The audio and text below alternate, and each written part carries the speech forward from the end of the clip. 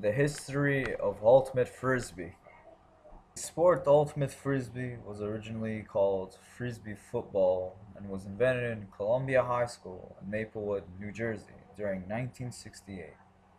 It was invented by a group of students from the student council which was led by Joel Silver. Rules back then in Ultimate Frisbee were way different than they are now.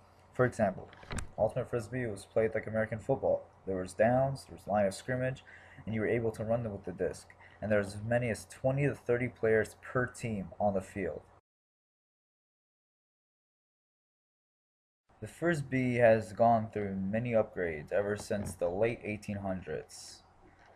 Many people back in the 1800s used pie tins made from the Frisbee Baking Company as Frisbee discs, and people would usually just throw them out for endless hours of fun. Then Walter Morrison, a Los Angeles building inspector, upgraded this model to a plastic disc which could fly further and had better accuracy than the tin plate that the Frisbee Baking Company used. Firstly, the game is kicked off with a pull, also known as a throw. This is when the ultimate players line up at their end zones. Next, the defensive team pulls the frisbee to the other team as like a kickoff in football. Usually, teams throw the disc as far as they can so the offensive team has poor position and the defensive team can get down the field fast enough. Before the pull begins, the person holding the disc raises it up in the air to show the other team that they are ready and they are about to throw.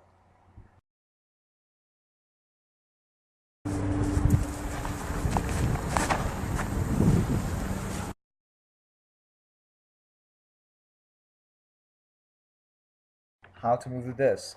The disc can be traveled in any direction, but once you receive the disc, you have to automatically stop. Like in basketball, you can only move by using your non-pivot foot. A player has 10 seconds to pass the disc. This is also called a stall. Each second is counted out by a defender. The defender has to be within 3 meters distance of the thrower. If there's no defender within 3 meters of the player with a disc, they can hold the disc for more than 10 seconds. Or if the defender switches, the timer has to reset.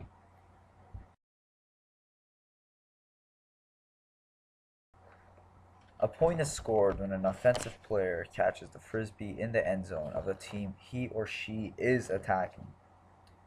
Also, if a defensive player intercepts a pass going to the end zone, it is also considered a point.